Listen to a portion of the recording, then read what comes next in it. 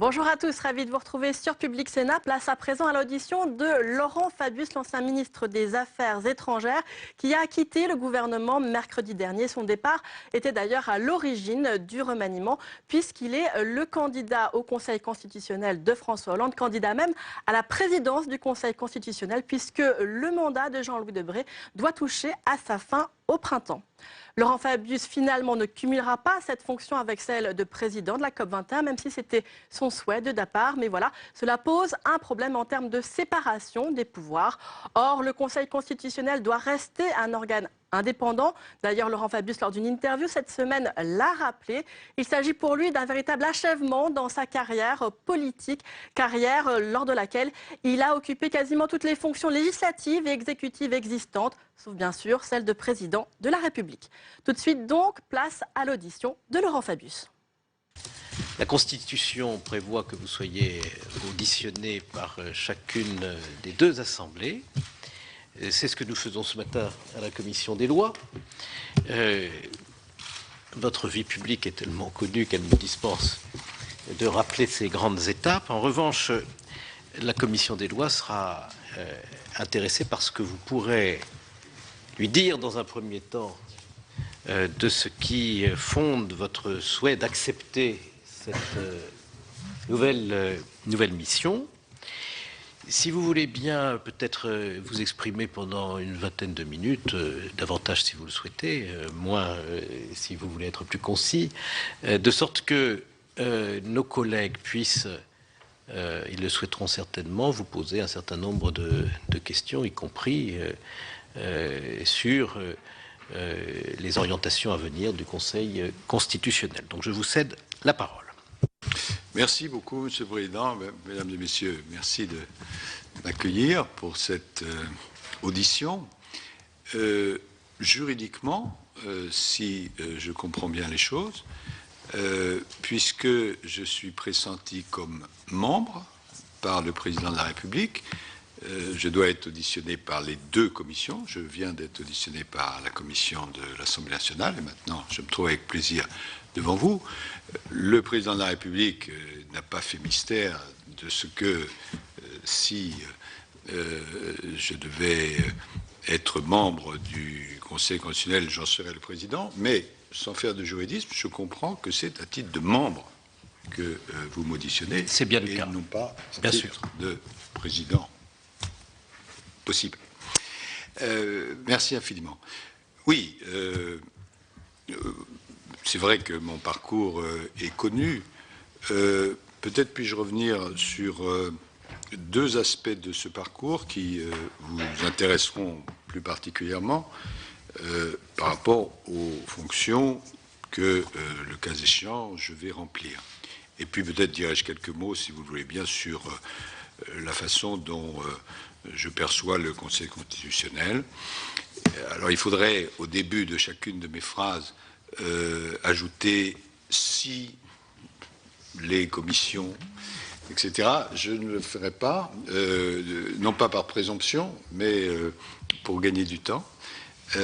Et aussi, je dois dire que, pour des raisons évidentes, j'essaierai de répondre bien sûr à toutes vos questions, mais en même temps, je ne peux pas prendre une position trop claire sur des questions sur lesquelles je peux être amené, bien sûr, à prendre position dans mes fonctions futures et hypothétiques.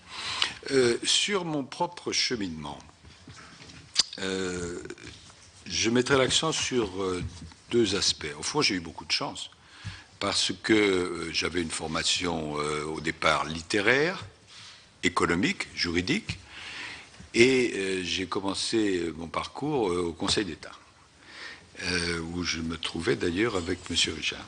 Voilà. C'était il y a quelques années. Et donc j'ai appris le droit, la rigueur, l'indépendance nécessaire au Conseil d'État, et j'y suis resté 4 années au contentieux, comme on dit. À l'époque, j'appartenais à une sous-section présidée par Bernard Tricot, grand juriste, et il y a eu d'autres fonctions dans la République, et un homme tout à fait remarquable, et c'est lui qui m'a appris le droit. J'ai fait partie de ce qu'on appelle le centre de documentation du Conseil d'État. Je ne sais pas si ça existe toujours. Bon. Et donc, voilà, c'est un peu lointain, mais au fond, la formation qu'on y acquiert, elle demeure toute la vie. Et ce qui m'a frappé aussi, et c'est un point très important pour, au fond, toutes les fonctions qu'on peut exercer, c'est que le Conseil d'État, bon, au contentieux, il faut préparer des décisions, on est juge. Et évidemment, on apprend la jurisprudence, etc. Mais le point peut-être le plus intéressant, c'est que ça vous apprend, ça vous oblige à prendre la totalité d'un raisonnement pour aller du point A au point Z en examinant toutes les bifurcations possibles. Et cette façon de travailler, bien sûr, elle est absolument indispensable dans le domaine du droit, mais elle est très très utile dans tous les secteurs de la vie, parce qu'elle vous oblige à voir toutes les conséquences de ce que vous pouvez faire, non pas pour vous conduire à être paralysé, mais pour quand même anticiper un certain nombre de conséquences de ce que vous pouvez décider. En tout cas, donc, le droit, je dois dire que je n'ai pas depuis regardé tous les soirs le recueil de Bon, mais disons que cette formation, elle ne s'oublie pas et que j'ai aimé la formation que j'y ai acquise. Ensuite, évidemment, comme ministre, comme Premier ministre, comme parlementaire, comme président de l'Assemblée, j'ai eu à pratiquer le droit, mais d'une autre façon. Mais donc, ce rôle de juge, je l'ai exercé. Ça, c'est le premier point. Le deuxième point, d'un aspect évidemment moins connu de mon parcours, c'est l'aspect local, parce que les choses sont ainsi faites que le national étouffe le local. Bon. Et comme j'ai eu la chance de pouvoir exercer beaucoup de fonctions nationales, mon ancrage local, il n'est pas connu, enfin connu peut-être de vous, et en particulier de l'un de vos collègues qui a été mon suppléant, mais en tout cas pas de la grande opinion. Or, j'y réfléchissais en préparant cette audition. Au fond, mon parcours, c'est parcours d'un élu national, puisque j'ai été élu député la première fois en 1978. Et les électeurs ont eu l'imprudence de... Enfin, c'est le jugement qui est souverain, de me réélire depuis, à chaque fois.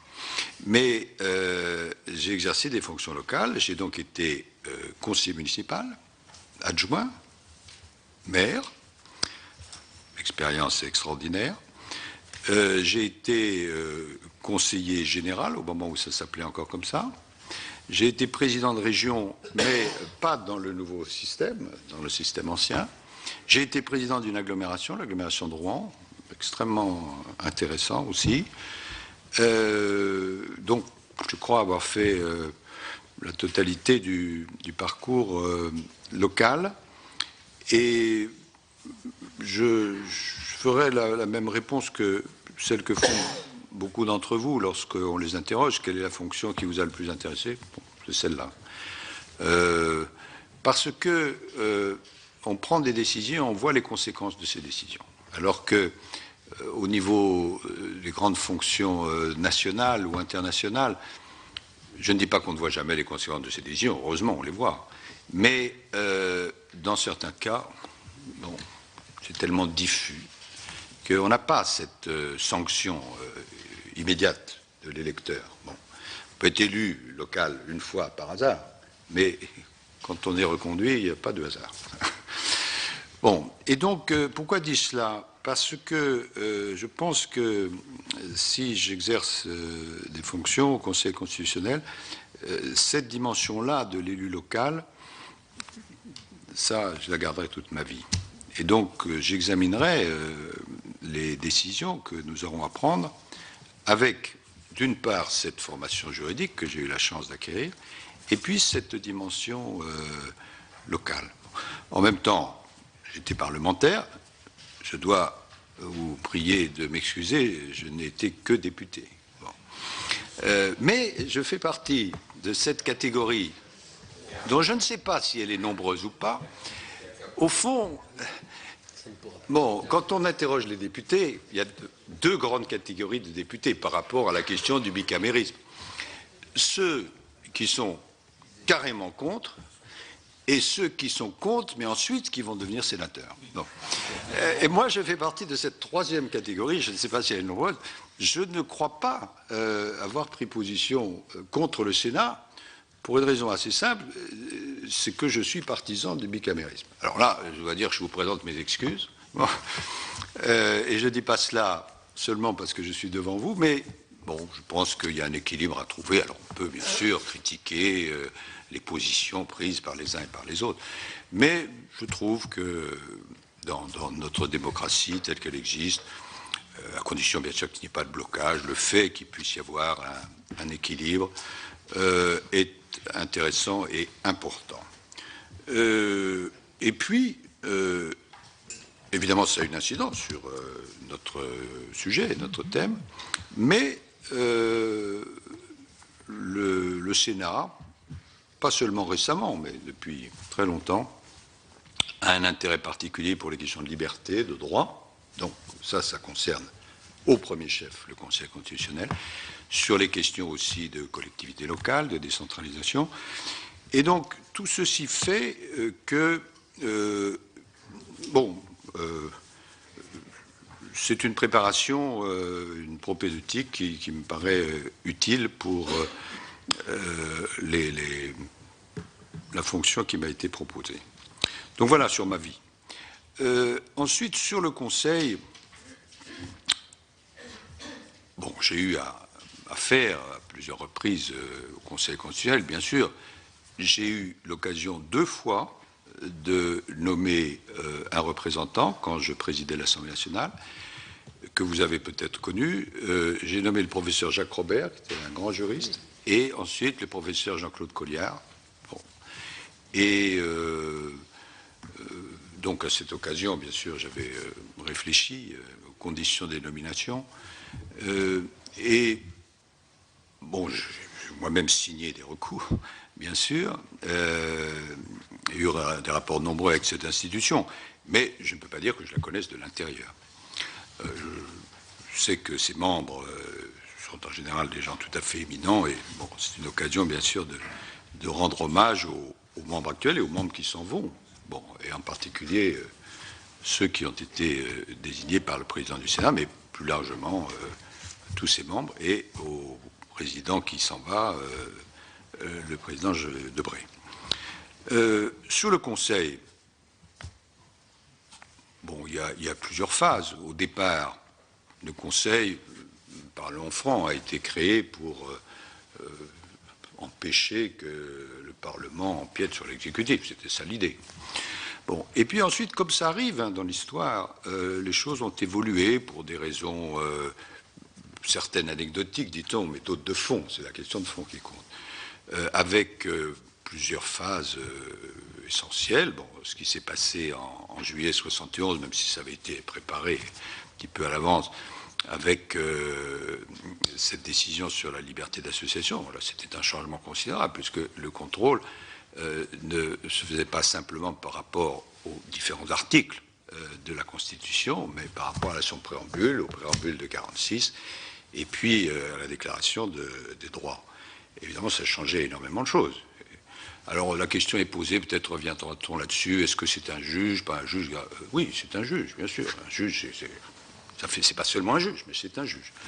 Donc les choses ont beaucoup bougé en 71, elles ont bougé à nouveau en 74, lorsque les 60 députés ou 60 sénateurs ont pu, à l'initiative, c'était à l'époque le président Giscard d'Estaing, saisir le Conseil, donc ça changeait beaucoup les choses.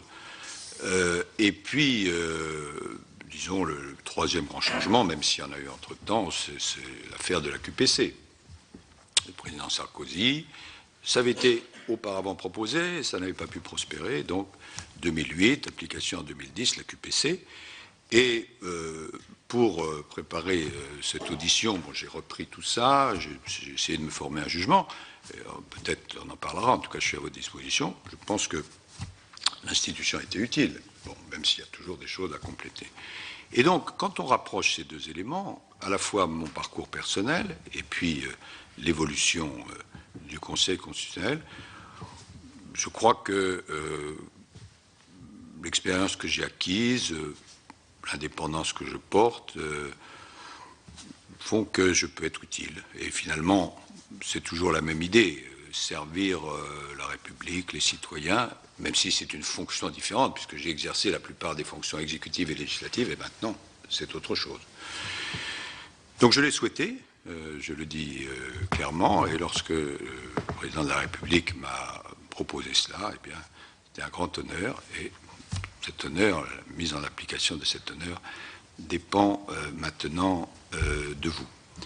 Voilà où j'en suis, et donc je suis vraiment à votre disposition pour répondre à toutes vos questions, même si, je le disais, je devrais normalement, pour ne pas être présomptueux, faire procéder avant chaque réponse de la formule « si ». Bien. Mais disons que par économie de moyens, comme on dit, je ne le ferai pas, mais enfin, l'idée est là. Et en même temps, ne m'en veuillez pas, je n'ai pas une connaissance au jour le jour de tout ce que fait le Conseil constitutionnel. Bien sûr, je me suis mis à jour, j'ai rencontré le secrétaire général du Conseil, très compétent, et son prédécesseur aussi, mais disons que j'ai plein de bonne volonté pour apprendre. Merci, Monsieur le Premier ministre. Je vais vous poser une première question.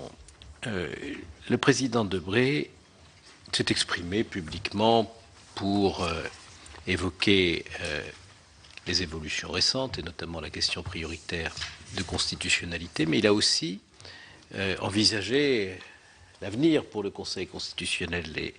Et il a notamment souligné l'intérêt qui, de son point de vue, s'attacherait à ce que le Conseil constitutionnel exerce un contrôle de conventionnalité. Je crois que ça intéresserait la Commission que vous lui fassiez part de votre sentiment sur cette question.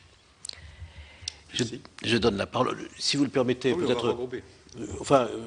Si vous le souhaitez, c'est peut-être plus commode. Oui. Alors, Madame Tasca. Oui, merci, Monsieur le Président. Tout d'abord, moi, je saisis l'opportunité de cette audition pour vous dire, Monsieur le Premier ministre, toute l'admiration que m'inspire la façon dont vous avez rempli votre mission à la tête du ministère des Affaires étrangères. Je crois qu'avec vous, la diplomatie française a conforté sa dignité et aussi son ambition, ce qui est très important pour notre pays. Vous avez évoqué la grande réforme des QPC.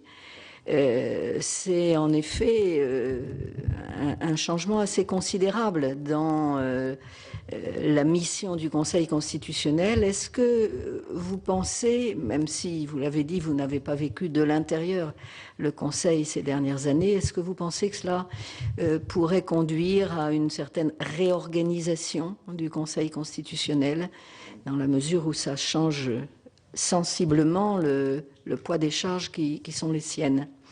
Et puis, nous vivons dans un ordre juridique qui est le nôtre, qui est l'ordre juridique français, mais également dans l'ordre juridique international, bien sûr, et notamment européen. Est-ce que cela peut, à votre avis, poser des questions particulières au rôle du Conseil constitutionnel? Merci, cher collègue. Monsieur Vassel. Merci, Monsieur le Président. Deux questions à Monsieur le Premier ministre. La première, est-ce qu'il vous est arrivé de considérer que le Conseil constitutionnel, par ses jugements, a rendu des jugements qui étaient plus en opportunité qu'en regard du droit constitutionnel? La deuxième question, c'est avoir votre sentiment. Alors, ce n'est pas en votre qualité de membre du Constitutionnel que vous pourriez y répondre le moment venu, mais peut-être de l'expérience qui est la vôtre, comme à la fois élu local et parlementaire et membre du gouvernement. Nous avons réformé le Conseil constitutionnel à une certaine époque, là, dans les 15 dernières années, qui a permis au Sénat d'être saisi en première lecture de tous les textes de loi qui concernaient donc nos collectivités locales.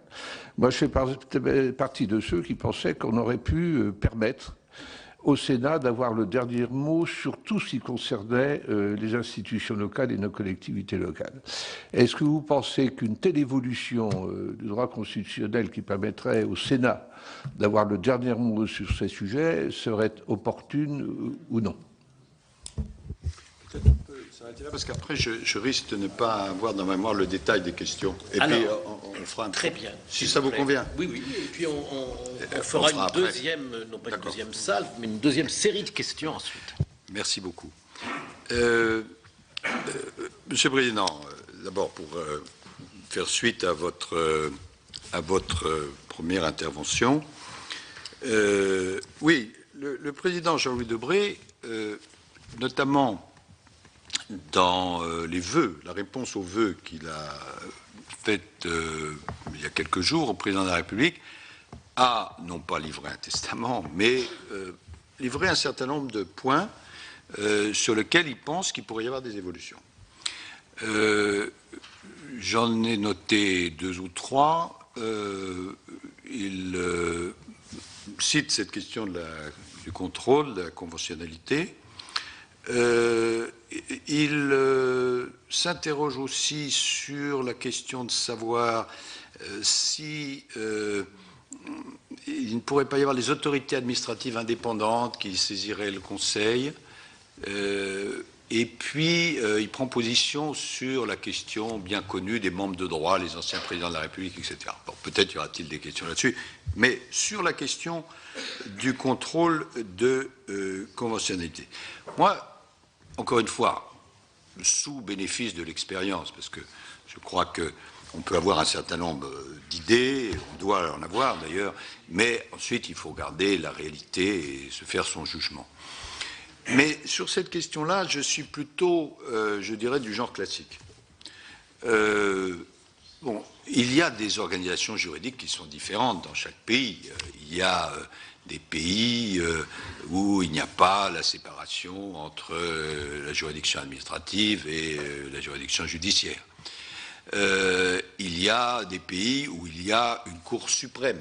Bon, tel n'est pas le cas de la France. Donc il faut tenir compte évidemment de la réalité institutionnelle du pays auquel on appartient. Mais dans tous les cas, c'est tout à fait vrai, et je fais écho aussi à ce que dit Madame Tasca, puisque les choses se recoupent, la norme internationale, et singulièrement la norme européenne, devient de plus en plus importante dans nos vies. Donc la question est comment on concilie tout ça.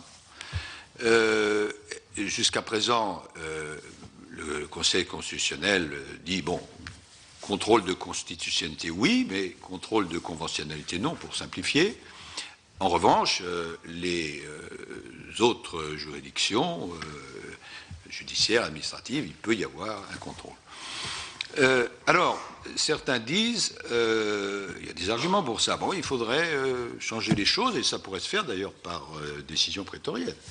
Le Conseil constitutionnel, compte tenu de l'importance maintenant de ces normes, doit pouvoir contrôler. Bon. Vous me demandez mon sentiment.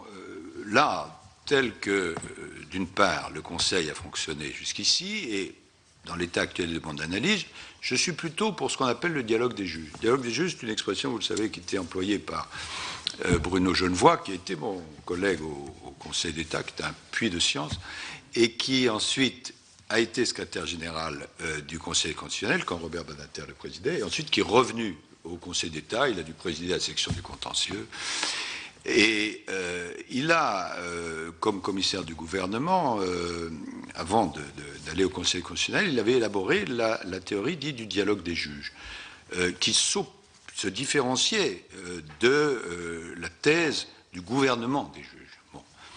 Et au fond, l'idée est la suivante. il y a un contrôle de constitutionnalité, très bien. Il ne doit pas y avoir, dans la jurisprudence du Conseil, de contrôle de conventionnalité, mais en revanche, compte tenu de l'importance qu'a la norme juridique européenne, de la Cour de justice, tel ou tel élément, il doit y avoir de plus en plus un dialogue des juges. Je pense que c'est une approche assez pragmatique, mais je la crois assez juste. Et donc, aujourd'hui, au moment où je m'exprime, je crois que c'est dans cette direction du dialogue des juges qu'il faudrait aller. Ça n'empêche pas un certain nombre d'évolutions. J'ai vu par exemple qu'il y avait eu un renvoi, une question qui a été posée par le Conseil constitutionnel à une autorité européenne. Donc tout cela existe et il faut toujours utiliser cette souplesse prétorienne. Mais en termes de grands principes, je pense qu'il faut plutôt en rester au contrôle de constitutionnalité. Madame Tasca, d'abord merci infiniment pour votre appréciation sur l'action diplomatique qui est maintenant derrière moi. Mais une remarque quand même. Je l'ai faite aussi, je dois vous le dire, devant vos collègues députés, qui me disaient, mais enfin, dans quel sens est-ce que vous pensez qu'il peut y avoir des évolutions? Alors, je me garde comme ça de dire, voilà, ça doit aller dans ce sens-là, dans ce sens-là. Mais il y a un point tout de même sur lequel je pense il faut qu'il y ait des évolutions. C'est ce que j'appellerais le rayonnement du droit français. J'ai vu ça en particulier dans mes dernières fonctions. Qu'est-ce qui fait le rayonnement de la France? Beaucoup d'éléments, la dimension économique, la dimension défense, la dimension principielle, la dimension etc. Mais la dimension juridique est extrêmement importante. Parce que dans le monde où nous sommes, celui qui fixe la norme,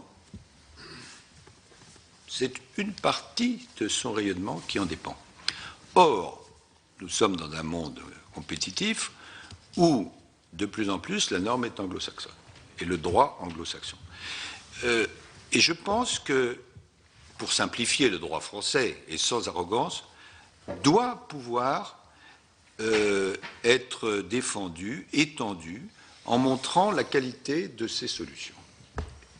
C'est quelque chose qui a commencé d'être fait, mais je pense et j'espère, et là peut-être que mon expérience précédente peut être utile, je crois que c'est une dimension extrêmement intéressante, qui peut prendre différentes formes. Alors, je répète, sans arrogance. Il n'y a pas de sens de dire, voilà, le droit français doit s'appliquer, va s'appliquer à l'ensemble des pays. Non. Mais on doit pouvoir montrer, et sans artifice, que nos solutions, notre approche française du droit, droit constitutionnel et droit en général, est quelque chose d'utile. Et je pense que c'est un point sur lequel on devrait pouvoir insister. Alors, Madame Tasca me demande si, compte tenu de la novation que représentent les QPC, du premier bilan qu'on peut en tirer, est-ce que ça doit entraîner des réformes de l'organisation du Conseil, avez-vous dit, et vous pensez notamment à la question des charges. La réforme constitutionnelle date de 2008 et son application est de 2010. Donc, nous avons derrière nous 6 années de pratique. Je pense qu'il faudra faire un bilan et je crois que, pour ne pas attendre les calendes grecques, on pourrait déjà faire un bilan 10 ans après la réforme constitutionnelle elle-même, c'est-à-dire en 2018. Bon. De ce que je comprends, d'abord c'est un progrès indiscutable, parce que ça donne des droits nouveaux aux citoyens et ça permet d'examiner la constitutionnalité d'éléments qui sinon étaient interdits à toute vérification. Donc c'est positif. Au départ, il y avait de l'incertitude. Le nombre a été extrêmement fort au départ, et puis il semble qu'il y ait une stabilisation maintenant. Et on peut la comprendre, cette stabilisation, parce qu'à partir du moment où de plus en plus de textes antérieurs auront été investigués, bon, même si le Conseil s'interdit d'investiguer au-delà de ce qui lui est demandé dans le cadre de la QPC, ça devrait réduire quand même progressivement un certain nombre d'éléments. Alors le Conseil s'est organisé pour cela, et l'une des traductions concrètes, c'est qu'il y a énormément de travail. Ça, c'est sûr. Puisque, j'ai là les chiffres, mais bon, en moyenne, on me dit que maintenant, les QPC, il y en a à peu près 70-75 par an. Bon, quand vous considérez que ce sont des questions souvent complexes, qu'il faut répondre dans les 3 mois, que jamais le Conseil n'a dépassé le délai qui lui a été fixé, au contraire, il s'efforce de juger plus rapidement, ça fait beaucoup de travail. Mais enfin, c'est normal. Est-ce qu'il y a des modifications dans l'organisation? Le cas échéant, je verrai. Mais je pense que pour le moment c'est fait d'une manière satisfaisante. Enfin, c'est le jugement qui est porté. Alors, le président Debré, dans son mot pour le futur, a dit, mais je ne me rappelle plus la formulation exacte, peut-être faudrait-il que les autorités administratives indépendantes, notamment les défenseurs de droits, puissent saisir le Conseil. Là encore, je voudrais me former mon jugement, mais spontanément, je ne suis pas trop favorable, je vous le dis. J'espère ne pas choquer les uns et les autres. D'abord parce que les autorités administratives indépendantes sont des autorités tout à fait remarquables, mais enfin, ce n'est pas le Parlement. Bon, c'est comme ça. Et en plus, il ne faut pas non plus trop charger la barque, si je peux dire. Bon. Donc, bon, travaillons bien sur les QPC. Alors, les QPC ont un succès considérable, y compris dans des affaires un peu spectaculaires. Bon. Bon, mais vous savez, la règle, moi, c'est celle que j'ai appris au Conseil d'État, c'est qu'il faut juger les affaires extraordinaires d'une manière ordinaire. Ça, c'est vraiment la règle. Et donc, il y a sûrement des amodiations, mais je ne pense pas qu'il doive y avoir de bouleversement dans l'organisation, puisque c'était votre question, Madame Tasca, du QPC. Et d'autre part, il faut dire que la jurisprudence du Conseil constitutionnel, notamment le fait que pour l'application, l'exécution des QPC, il a une jurisprudence très subtile, qui parfois d'ailleurs est surprenante, mais que je trouve logique. Par exemple, parfois, il dit qu'il faut appliquer un texte qu'il considère comme inconstitutionnel pendant la période intermédiaire. Parce que si on arrêtait du jour au lendemain, bon, c'est là où on voit qu'il est bon d'avoir à la fois des juristes, mais qui en même temps soient au fait des conséquences pratiques de ce qu'ils décident.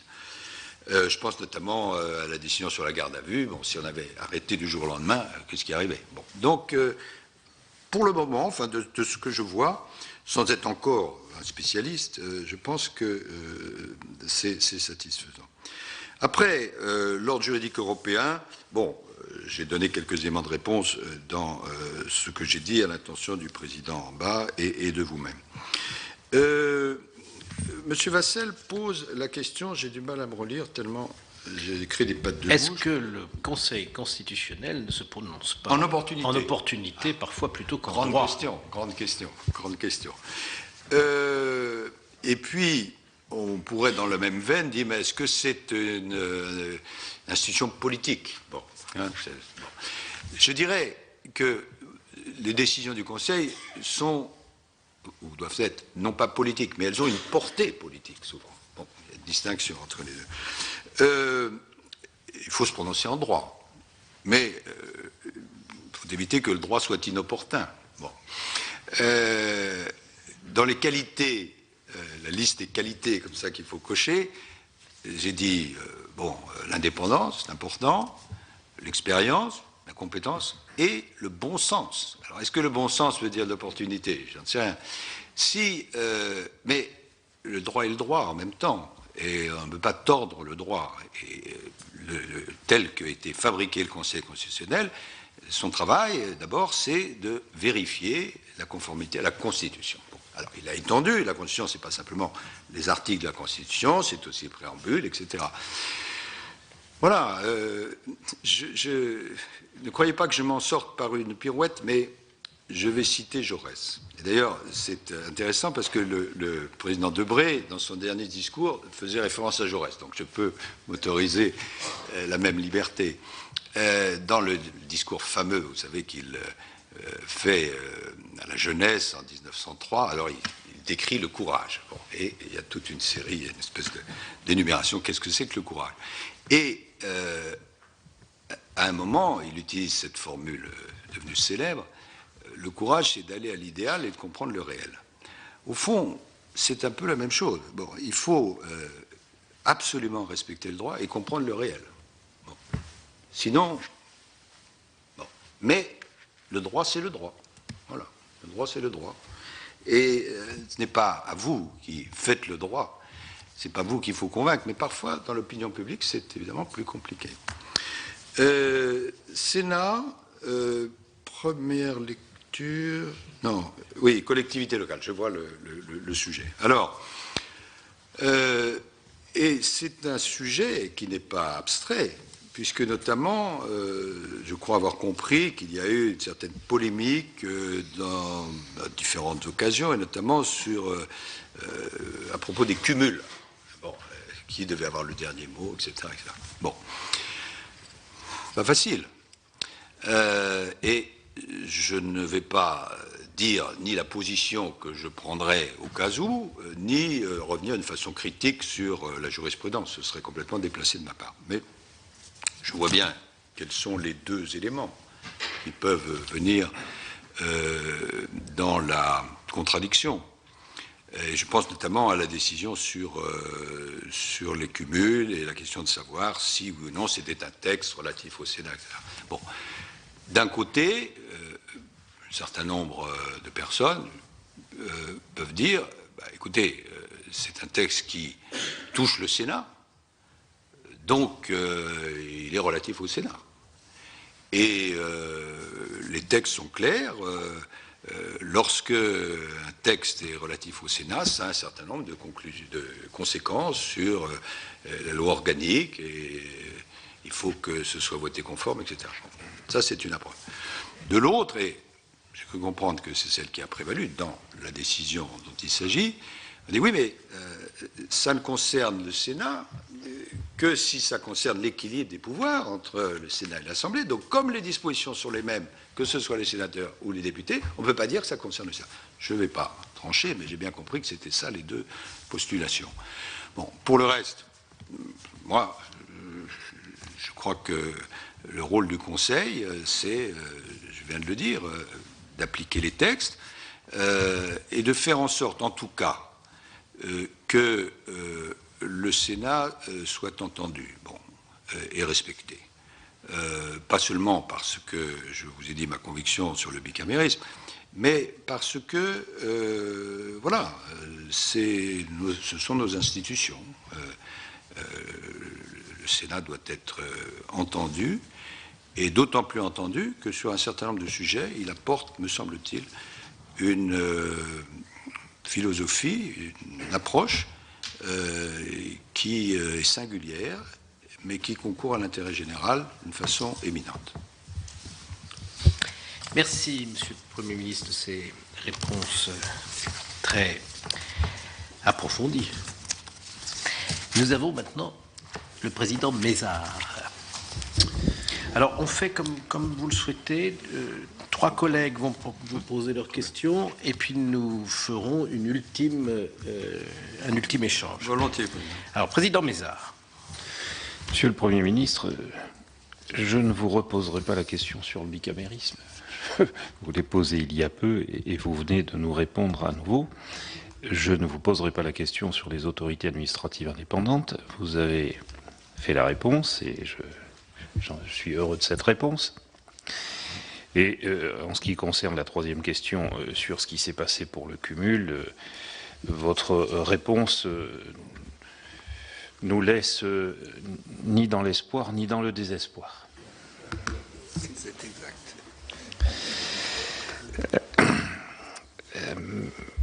J'aurais deux questions.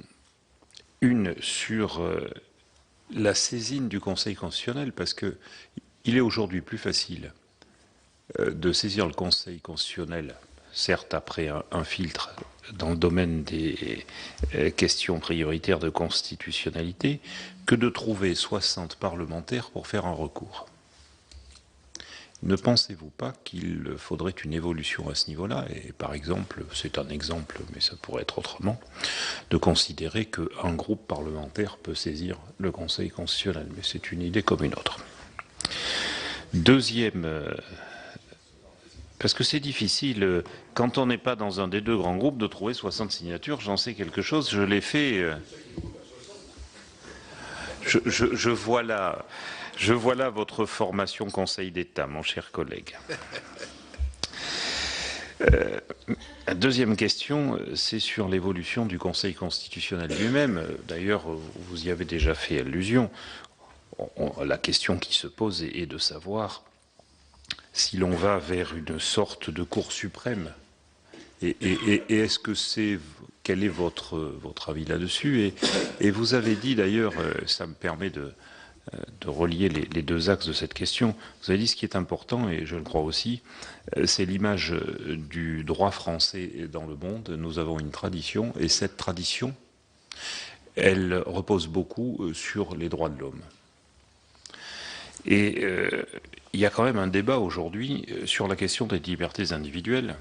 La loi constitutionnelle du 3 juin 1958 parle des libertés individuelles. Et au fil des ans, on a eu une évolution autour de l'article 66 de la Constitution vers la notion de la liberté individuelle. Et vous savez où je veux en venir, par rapport d'ailleurs à des expressions récentes de la Cour de cassation, c'est qui est le primat de nos grandes institutions sur la question des libertés individuelles. Et je crois que par rapport à la question de l'évolution vers ou non un système de Cour suprême, je crois qu'on est au cœur du débat. Merci, cher collègue. Monsieur Portelli. Merci, Monsieur le Président. Monsieur le Premier ministre, je voulais vous poser deux questions, une de fond et une autre de déontologie. Il a été remarqué à plusieurs reprises dans le débat que l'évolution de ces derniers temps, liée d'une part au développement du contrôle de conventionnalité, d'autre part à l'introduction des questions prioritaires de constitutionnalité, pose la place du Conseil constitutionnel. Or, il faut se situer aussi du point de vue de ceux qui saisissent le Conseil, qu'ils soient parlementaires ou praticiens du droit. Ils ont noté que la Cour de cassation met la priorité, la primauté sur le contrôle de conventionnalité par rapport au contrôle de constitutionnalité. Et puis ils notent aussi que pour eux, le contrôle de constitutionnalité, c'est une opportunité de procédure entre lesquelles ils arbitrent. Tantôt, ils préféreront aller à la conventionnalité, tantôt à la constitutionnalité, et ils ne se tourneront vers le Conseil constitutionnel qu'aussi longtemps que le Conseil fera preuve de la célérité qu'il a aujourd'hui en matière de jugement des affaires qui lui sont soumises. Or, nous avons noté ces derniers temps certains signes inquiétants. Le Conseil a certes des questions prioritaires de constitutionnalité à examiner, mais il a aussi les saisines du Parlement. Et ces saisines se sont diversifiées. Nous avons par exemple aujourd'hui aussi l'évaluation des études d'impact. Or, nous avons remarqué ces derniers temps, à plusieurs reprises, que le Conseil n'avait pas eu matériellement le temps de faire sérieusement son travail sur l'évaluation des études d'impact. Et pour nous, c'est un vrai problème. D'où la question que je vous pose, Monsieur le Premier ministre. Est-ce que vous pensez, en tant que futur président, si vous êtes élu, est-ce que vous pensez que le Conseil aujourd'hui a les moyens matériels et humains d'exercer toutes ses fonctions? Et j'en arrive à ma question de déontologie, que je pose au futur président du Conseil constitutionnel. Monsieur le Président, est-ce que vous vous engagez à faire en sorte que le président du Conseil constitutionnel soit le président nommé par le président de la République et non pas le secrétaire général du Conseil constitutionnel? Est-ce que vous vous engagez, en tant que président du Conseil constitutionnel, si vous êtes nommé, à ne pas saisir les groupes parlementaires pour leur demander de ne pas déposer de saisine, à ne pas déjeuner avec des parlementaires pour leur demander de déposer ou de ne pas déposer des amendements à des lois en cours de discussion au Parlement? Et que ferez-vous lorsque des lois qui sont examinés par le Conseil ont été traités par vous, à un titre ou à un autre, en tant que Premier ministre ou en tant que ministre de la République. Merci. Merci, chers collègues. Enfin, Monsieur Lecomte, puis Monsieur Fabius répondra aux trois intervenants qui viennent de s'exprimer, qui viendront de s'exprimer quand vous l'aurez fait, chers collègues. Merci, Monsieur le Président, Monsieur le Premier ministre. L'évolution du Conseil a été souvent évoquée lors de cette audition, puisqu'au début, il était considéré comme un simple régulateur de l'activité des pouvoirs publics.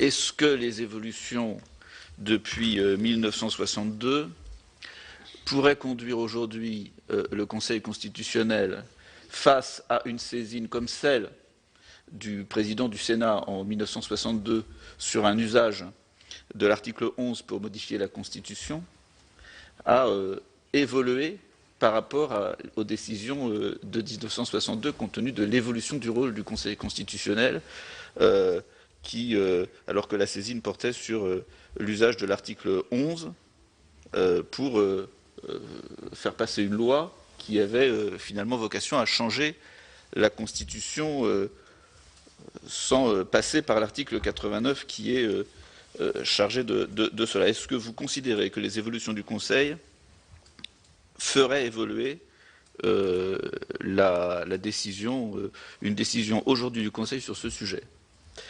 La deuxième est un peu en opposition ou dans le même esprit que celle de Hugues Portelli. L'article 89 précise qu'on ne peut pas changer la Constitution lorsqu'il est porté atteinte à l'intégrité du territoire. On comprend bien pourquoi.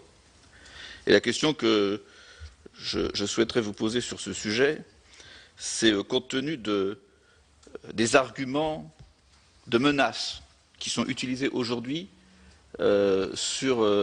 pour justifier la réforme constitutionnelle en cours, est-ce que vous considérez qu'il y a une contradiction entre cette partie de l'article 89 de notre Constitution et l'engagement d'une réforme constitutionnelle dans le contexte de guerre que le gouvernement rappelle souvent?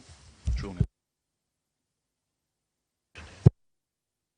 Monsieur sur le premier point, est-ce que vous pouvez répéter, parce que je n'ai pas très bien compris la première de vos observations? La première question? Oui.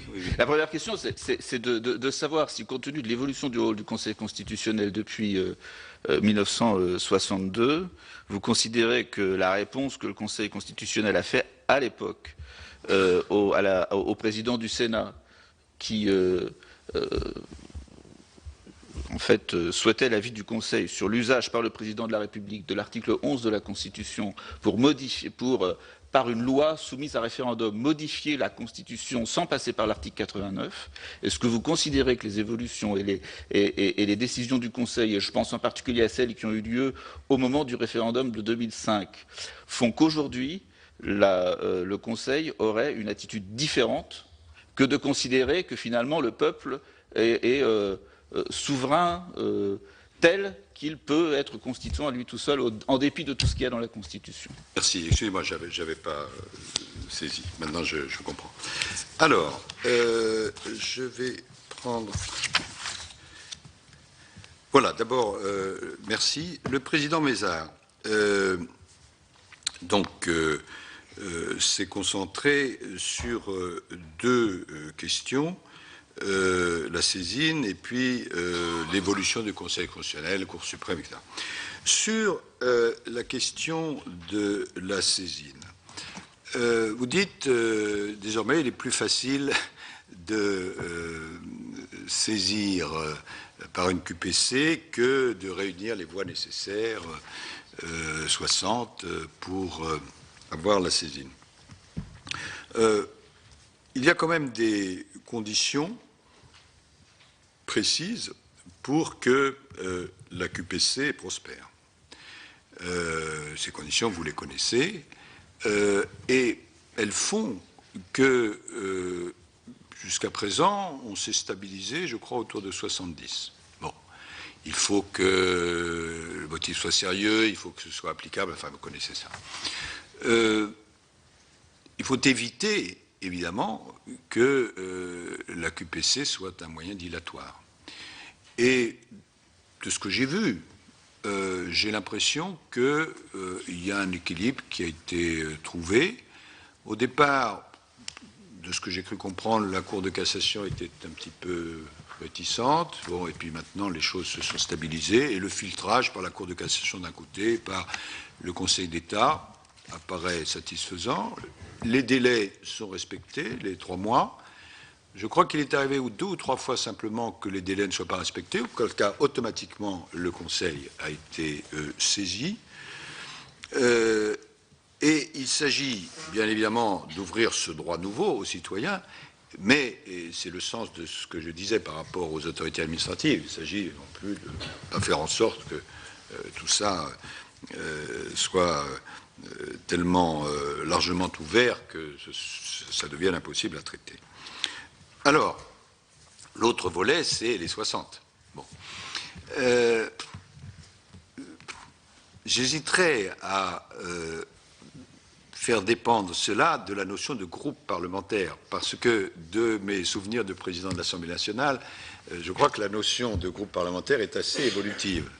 Et d'ailleurs, c'est probablement vous-même qui devez le décider, et pour des raisons que seule la voûte céleste permet de comprendre, ça tend, comme me le soufflait le président Bas, à juste raison, plutôt vers la diminution que vers l'extension.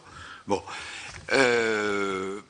Et puis, je crois que, sans que ces règles soient coulées dans le bronze, il faut tout de même qu'il y ait un chiffre qui soit défini, qui ne dépende pas de situation politique qui elle-même peut changer.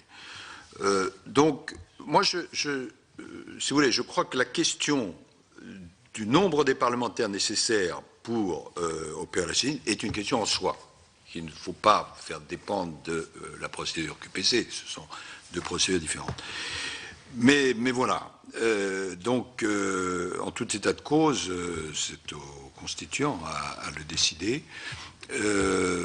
Et donc, je reprends tout à fait la formule que vous avez très gentiment prononcée pour une autre de mes réponses. Il n'y a ni espoir ni désespoir. En ce qui concerne l'évolution du Conseil constitutionnel, Cour suprême.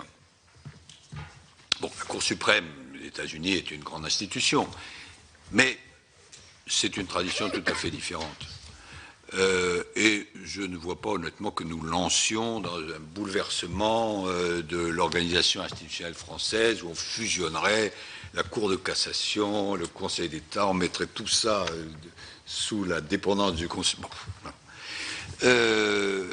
Donc, moi je pense qu'il faut, là aussi, qu'il y ait un dialogue des juges, mais je pense finalement que l'équilibre français est assez satisfaisant. Alors, pour ce qui concerne qui a la primauté sur la liberté individuelle, grande question, j'ai cru comprendre qu'il y a eu des déclarations récemment de telle ou telle autorité de la Cour de cassation se prononçant là-dessus.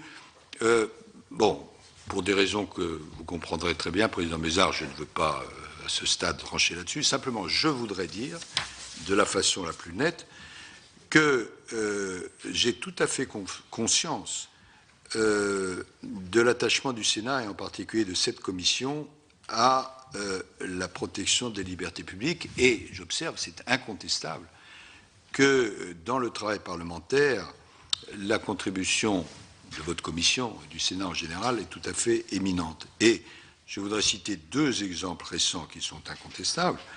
Concernant la loi relative au renseignement, donc ça date de l'été 2015, il fallait renforcer les capacités d'action des services et en même temps garantir qu'on ne porte pas atteinte excessive aux droits fondamentaux de nos concitoyens.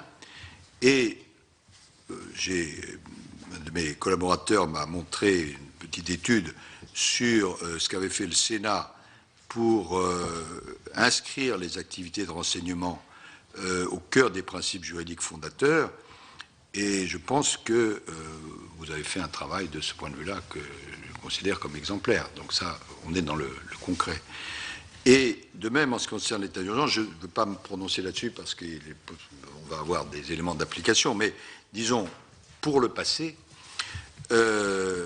les travaux du Sénat sur les 2 lois de prorogation de l'état d'urgence ont montré votre souci constant des libertés publiques de nos concitoyens. Et évidemment, cette préoccupation du Sénat, ça se rattache directement au cœur de l'activité du Conseil constitutionnel. Donc, tout ce qui ira dans ce sens-là, je pense que ce sera excellent. Je ne veux pas être plus précis, Président, et vous le comprendrez aisément. En ce qui concerne M. Portelli, contrôle constitutionnalité, contrôle conventionnalité, et votre approche est, j'espère que vous ne serez pas heurté par ce genre, très intéressante parce qu'elle est pratique. Vous dites, bon, c'est très bien, mais est-ce qu'on a les moyens pratiques, etc. Bon. Et en particulier la question de la célérité du jugement.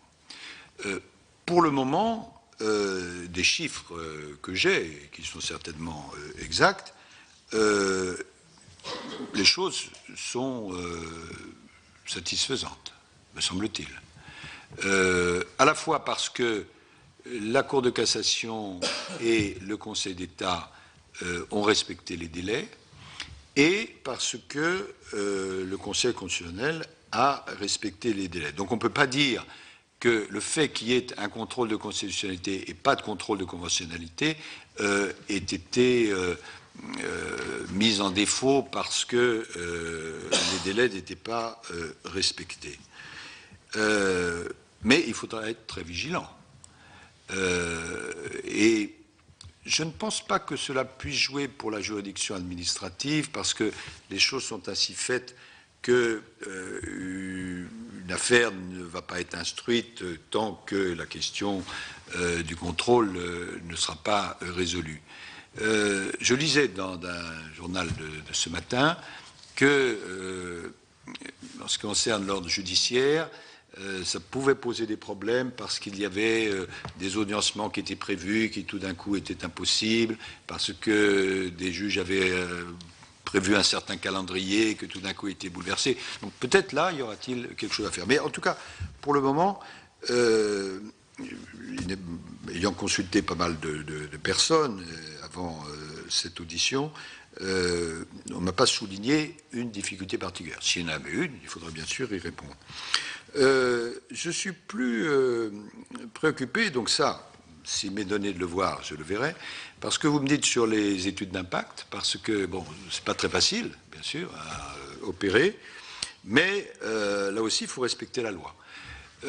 Les moyens, nous sommes tous économes des deniers publics, mais enfin, il faut aussi que les institutions de la République puissent fonctionner correctement.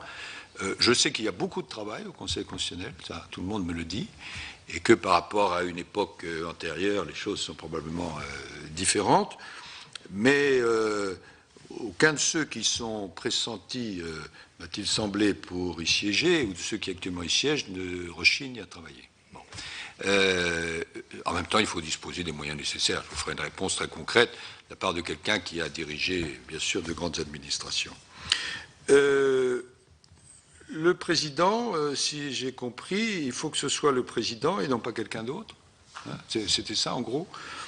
Écoutez, que puis-je vous répondre? D'une part, que la réputation des personnes qui travaillent au Conseil constitutionnel est excellente, et que s'agissant de la mienne, je n'ai pas la réputation de ne pas exercer les fonctions qu'on me confie. Bon, ça, il n'y a pas de difficulté à se mettre d'accord là-dessus. Bon, parfois, on me reproche d'exercer des fonctions qu'on ne m'a pas confiées. Ça, non, non, ça, non. Ça, Dieu m'en garde, et la Constitution. Mais celle qu'on me confie, j'essaierai. J'essaierai. Bon. Et puis alors, et nous avions un aparté avec le président Bas, je ne vois pas du tout à quelle pratique vous faites allusion. Il ne faut pas déjeuner, etc. Bon, là aussi, bon, il faut être très attentif. D'un côté, bon, l'indépendance, c'est l'indépendance. De l'autre, bon, nous sommes dans une société ouverte. Bon, et je ne voudrais pas, lorsque je saluerai Hayes dans le futur tel ou tel d'entre vous, que ce soit perçu par vous comme une atteinte à votre indépendance ou à la mienne. Bon, mais je pense qu'on porte ça en soi. Et puis, au Conseil constitutionnel, il y a quand même une précaution. Je ne sais pas qui disait, c'est que, compte tenu des conditions d'âge et d'autres dans lesquelles on est élu, on n'a rien à atteindre et rien à attendre et rien à redouter. Bon, c'est assez juste. Donc c'est un bon adjuvant pour l'indépendance. Supposez même qu'on n'ait pas une disposition spontanée pour cette indépendance. Et on ne peut pas être renouvelé. Donc voilà. Alors, se déporter, oui, bien sûr. Lorsqu'il y aura une question qui viendra et, par exemple, une loi que j'aurais portée, bon, je ne pourrais pas siéger. En même temps, faisons attention à la jurisprudence, j'ai regardé ça, qui a dit que le fait qu'on ait été, je ne pourrais pas répéter par cœur, mais enfin, le fait qu'on ait été associé à tel ou tel élément d'une délibération ne signifie pas automatiquement qu'on doit se déporter. Et on le comprend, parce que sinon, compte tenu de la composition du Conseil, on a du mal à trouver. Bon. Donc, c'est une discipline qu'on doit s'appliquer. En ce qui concerne les QPC, ce n'est pas seulement une discipline, il y a une règle de droit. Si une révocation est demandée par une des parties, ou bien vous l'acceptez de vous-même, ou bien si vous ne l'acceptez pas, les autres membres du collège délibèrent pour savoir si vous pouvez participer ou non. Voilà. Mais il faut être très, très attentif à tout cela, parce que, et ça c'est un principe qui vaut pour la justice en général et pour le Conseil constitutionnel en particulier, il ne faut pas que la décision soit seulement juste, il faut qu'elle soit perçue comme juste. Hein. Et donc, il faut être très attentif, et je dirais très prudent sur ces matières de déontologie. Monsieur le Comte. Ah oui, excusez-moi. Monsieur le Comte, qui a posé la question 62, article 89, etc.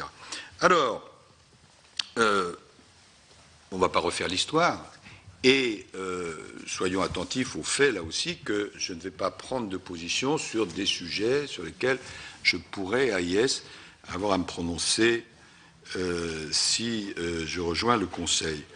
Mais je crois qu'il a été reconnu que la loi qui est votée directement par le peuple français, le référendum, est d'une portée peut-être différente dans le contrôle qu'elle permet que la loi, si je puis dire, ordinaire. Et je pense qu'il serait difficile de revenir sur cette approche. Parce que le peuple est le peuple, vous êtes les représentants du peuple, mais quand il y a une expression directe, évidemment, ça a une force particulière. En ce qui concerne les questions de l'article 89, etc., là, j'espère que vous ne m'entendrez pas rigueur, Monsieur le Comte, mais le Conseil non seulement risque, mais va sûrement être saisi des textes d'application de tout cela. Donc, je ne voudrais pas me trouver dans une position en porte-à-faux, compte tenu même de ce que je viens de répondre à Monsieur Portelli. Voilà, mais soyez sûr en tout cas que ces questions, si elles doivent être examinées, soient examinées avec à l'esprit à la fois la défense des libertés publiques, de manière extrêmement étroite, et le Sénat a évidemment un rôle éminent à jouer en ce sens, et en même temps le fait que vous êtes bien conscient, chacun est bien conscient du fait que l'État doit fonctionner et continuer à fonctionner, y compris dans les périodes aussi difficiles que maintenant. Monsieur le Président, on prend une autre question ? Oui. Alors, Monsieur le Premier, si vous avez la possibilité, aucun problème.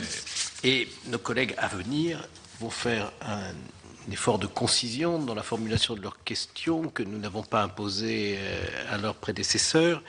Le président Sueur, M. Alain Richard et M. Van Dieren, donc. Oui, merci Monsieur le Président. Monsieur le Premier ministre, vous avez déjà répondu à toutes les questions auxquelles j'avais pensé. Je profiterai donc du fait que j'ai la parole pour dire que par rapport à la question de l'étude d'impact, j'ai pour ma part une grande prudence parce que j'imagine le cas où le Conseil se mettrait à examiner toutes les lignes et les paragraphes de l'étude d'impact. Certes, quand il n'y a pas d'étude d'impact, il n'y en a pas. Là, on peut considérer que... Mais j'ai toujours pensé, pour ma part, que l'impact d'un projet de loi faisait partie du débat politique. Et voilà. Bon, mais je dis ça parce que j'ai la parole, mais j'avais une autre question. Je suis rapporteur pour avis pour notre commission des crédits du Conseil constitutionnel. Comme ça, j'aurai peut-être l'occasion de venir vous voir si vous êtes désigné.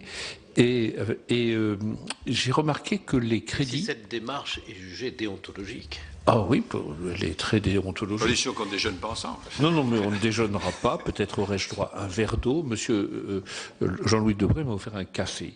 Et je l'avoue devant les membres de la commission. Et donc, j'ai pu observer qu'au cours des 6 dernières années, les crédits de fonctionnement, le coût de fonctionnement du Conseil avait diminué chaque année. Et donc, il y a eu une certaine rigueur que je tiens à noter dans l'organisation du Conseil. Pour venir sur ce qu'a dit tout à l'heure Madame Tasca, il y a eu un redéploiement des personnels en termes de compétences pour faire face justement au QPC. Alors, je ne vous demanderai pas si vous entendez continuer dans le même sens. Je sais que vous êtes attaché à la rigueur du fonctionnement, tout simplement parce que dans notre dernier rapport, j'ai écrit, et la Commission n'y a pas vu de difficulté, que, eu égard aux efforts qui avaient été faits, il paraissait difficile d'aller au-delà. Donc je me permets de vous le dire, mais ça ne veut pas forcément dire qu'il est indispensable d'aller en deçà. Vous voyez ce que je veux dire? Merci, cher collègue. Monsieur Alain Richard. Oui, moi je voudrais faire simplement 2 observations que le Premier ministre Fabius comprendra et peut-être consentira-t-il à un commentaire. Mais la première, c'est que nous sommes forcément tentés, quand on s'adresse à un représentant ou à un futur représentant du Conseil constitutionnel, de parler de la Constitution. Mais j'ai fait observer que le Conseil constitutionnel n'est en rien un constituant. C'est-à-dire que quand on fait l'énonciation complète de ses attributions, aucune ne concerne la démarche de réforme de la Constitution. Et puis sur le point de la QPC et de son évolution, quand on regarde, et je fais partie d'une famille politique qui réclamait de longue date cet accès des citoyens au juge constitutionnel pour faire apprécier si les grands principes représentant le bloc de constitutionnalité étaient respectés. Mais quand on dit les citoyens, ça ne peut pas être tout un chacun. C'est-à-dire qu'aucun des pays qui pratiquent ce contrôle de constitutionnalité ouvert ne le fait sans filtrage.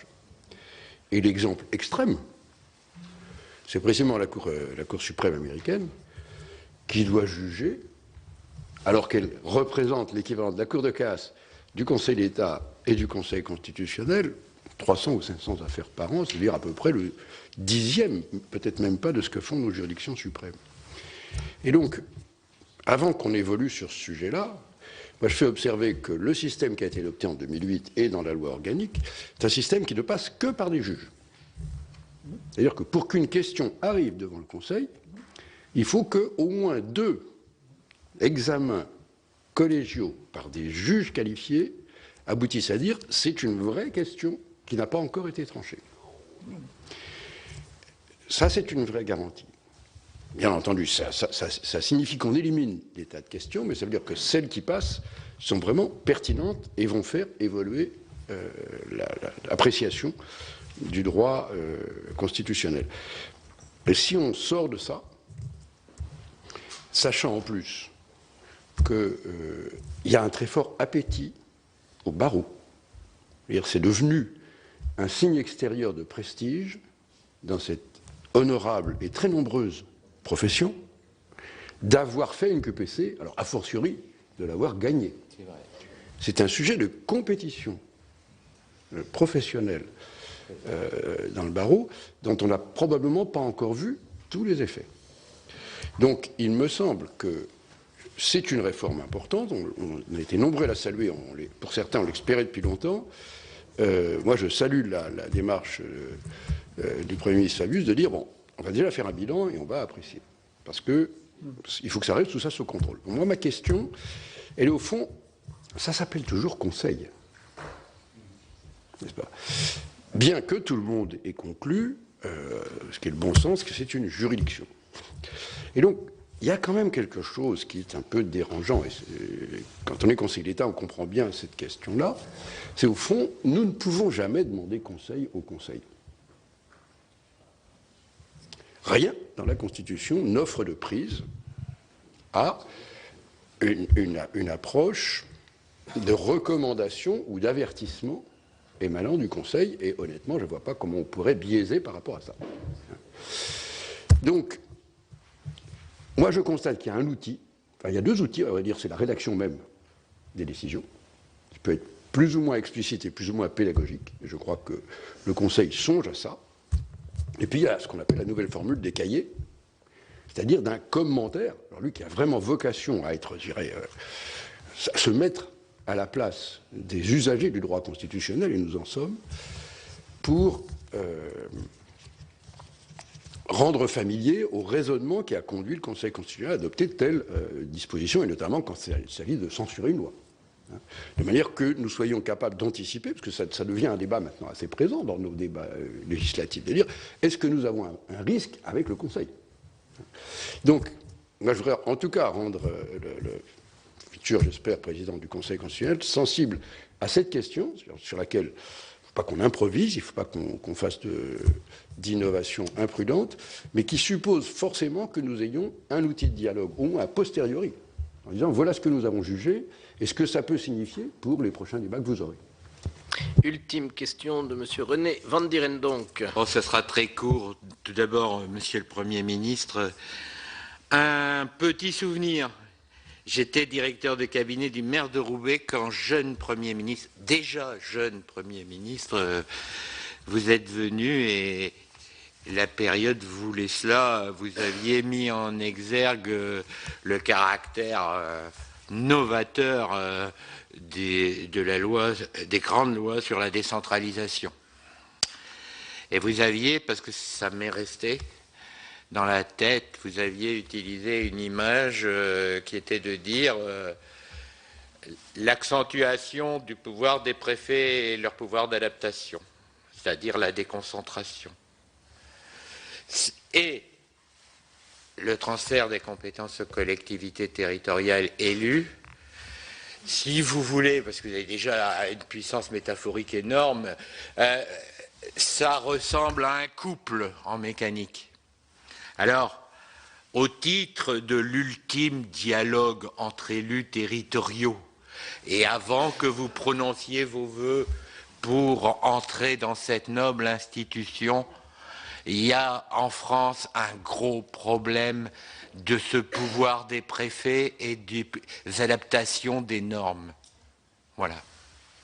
Bien, Monsieur le Premier ministre, merci, vous avez la parole. Merci beaucoup du contenu de vos questions et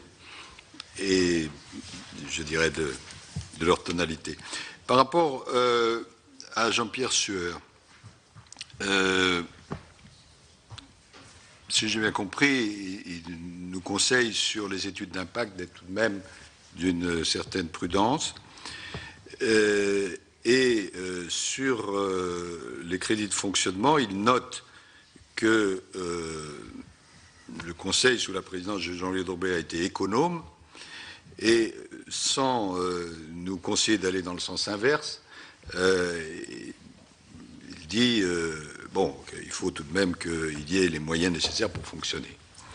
Donc tout ça me paraît empreint d'une grande sagesse.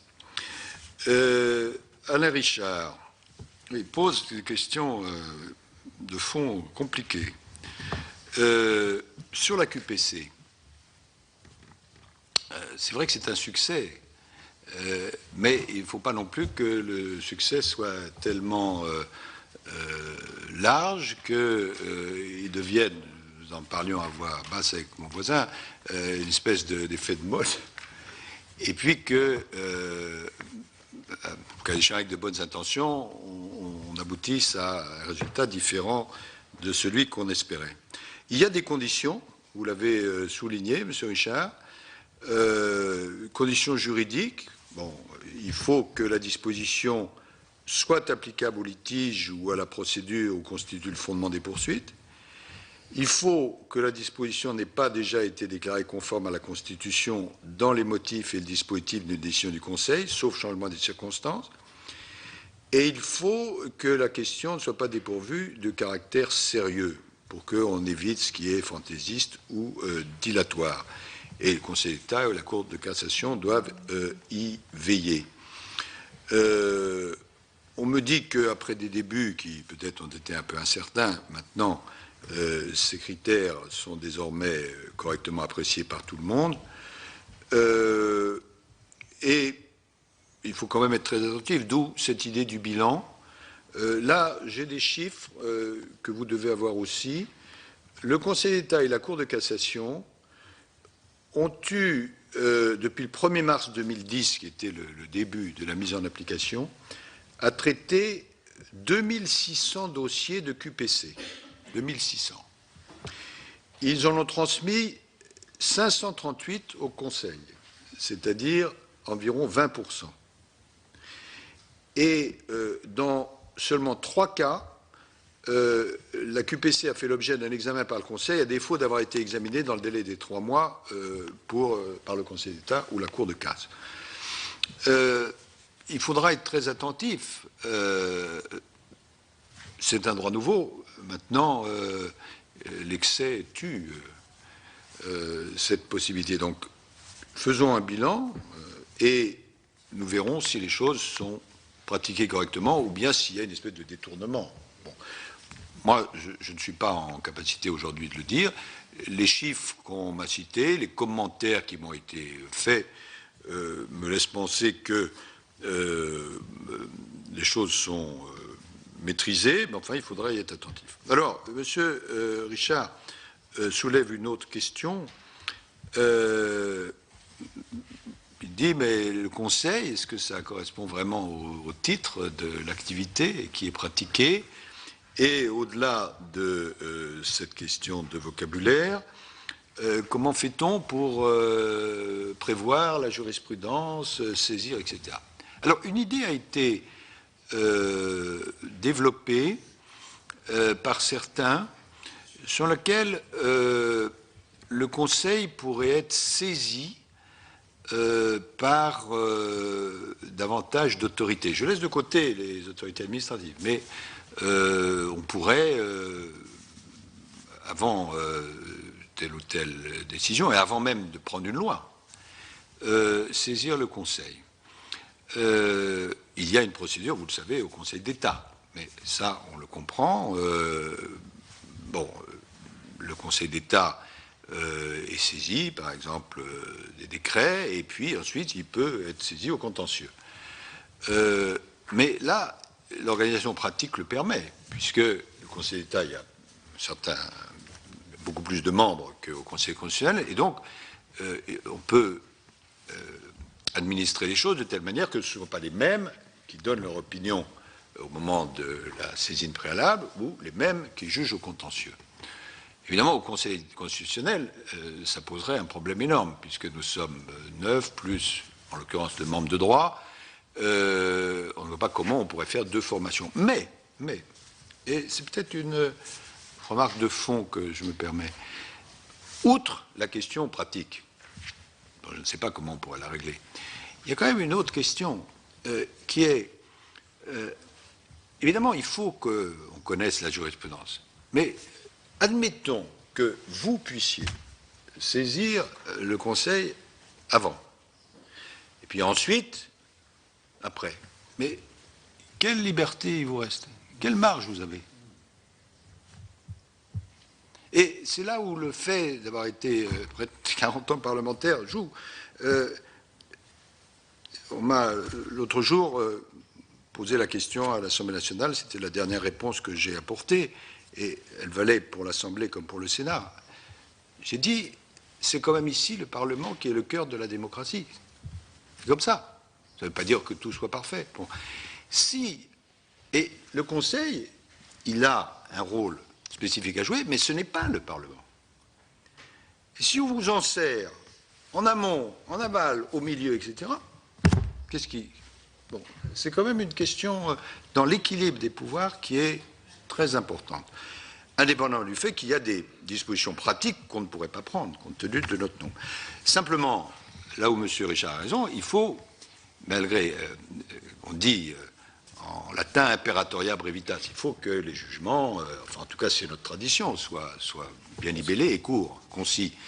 Mais en même temps, il faut qu'ils soient compréhensibles. D'ailleurs, l'accessibilité, l'intelligibilité, c'est maintenant devenu un élément important, et je crois que c'est une bonne chose. Donc, il y a des commentaires qui doivent être faits, qui doivent être autorisés, mais spontanément, je ne serais pas favorable à ce qu'il y ait des saisines en amont, parce que sinon, à ce moment-là, vous êtes paralysé. Après, par rapport à ce que dit M. Van Dieven, donc, oui, je n'avais pas le souvenir, j'avais le souvenir d'avoir été à Roubaix, mais je n'avais pas le souvenir des déclarations que j'avais faites, certainement immortelles, sur la décentralisation. Mais sur le fond, je crois ne pas avoir changé d'avis avec les années sur ce point. Moi, je suis un partisan de la décentralisation, mais l'État, ça existe. Enfin, en tout cas, ça doit exister. Donc, si la décentralisation est poussée, l'État doit être fort. Fort, ça ne veut pas dire présent partout, parce que sinon, bon, alors la République cesse d'être une et indivisible. Ça devient une série de territoires, etc. Et ça, ce n'est pas la conception de la Constitution, donc pas la conception que nous avons les uns les autres. Monsieur le Président, Mesdames, Messieurs, je comprends que c'est la fin de cette audition, donc je vous remercie. C'est aussi probablement la fin de mon expression publique sur beaucoup de sujets. Et donc je veux vous remercier, puis vous dire que j'ai toujours été heureux au Sénat à cause de l'atmosphère qui règne. La politique, c'est pas la guerre civile. Bon. Et on peut dire des choses fortes tout en étant courtois et en étant favorable au dialogue. Et c'est ce que j'ai toujours vécu au Sénat. Merci beaucoup. Monsieur le Premier ministre, nous avons prolongé cette audition avec le sentiment que c'était la dernière que nous pourrions avoir pour profiter de vos analyses. Et donc, nous sommes heureux de toutes les réponses que vous avez pu nous apporter. Mes chers collègues, nous allons nous rendre sans tarder pour pouvoir voter à 12h30, car l'Assemblée nationale attend le dépouillement de la commission des lois. Vous savez que nous additionnons les voix des députés et des sénateurs, et les nominations sont possibles s'il n'y a pas plus de 3/5 des membres des deux commissions des lois des deux assemblées qui s'opposent à ces nominations. Monsieur le Premier ministre, je vous remercie. Merci à vous. Voilà pour cette matinée du Sénat consacrée aux auditions de 2 candidats au Conseil constitutionnel, notamment Laurent Fabius, l'ancien ministre des Affaires étrangères. Vous pouvez toujours voir et revoir toutes les auditions sur notre site sur publicsénat.fr. Prochain rendez-vous de l'actualité parlementaire cet après-midi avec Sénat 360 à 15h, présenté par Jérôme Rabier. Très bonne journée sur les chaînes parlementaires.